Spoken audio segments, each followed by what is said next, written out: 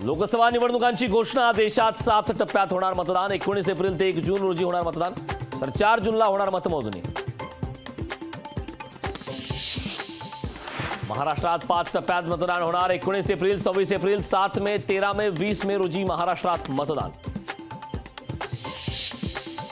संभाजीनगरमध्ये अंबादास दानवे आणि चंद्रकांत खैरे भिडले निवडणुकीच्या तोंडावर। ठाकरेंना दुफळी परवडेल का? दानवेंची चंद्रकांत खैरेंवर जाहीर नाराजी।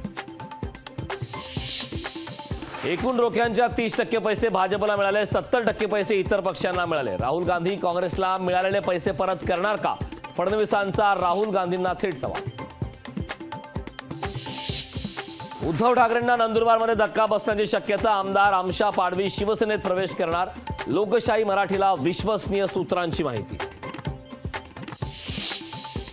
हातकणंगलेत मवियासकडून राजू शेट्टींनी मागितला पाठिंबा। काँग्रेससोबत उद्धव ठाकरेंच्या एका जागेची अदलाबदल। सांगलीच्या मोबदल्यात कोल्हापूरची जागा काँग्रेसला देणार।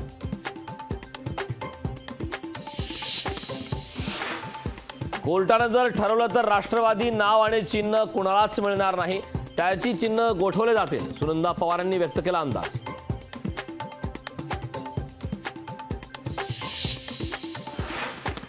पश्चिम बंगाल, महाराष्ट्र आणि तेलंगणातून सर्वाधिक रोखे खरेदी। पश्चिम बंगालमधील कंपन्यांकडून 2382 कोटींचे रोखे खरेदी, तर महाराष्ट्रातून 2258 कोटींचे निवडणूक रोखे खरेदी।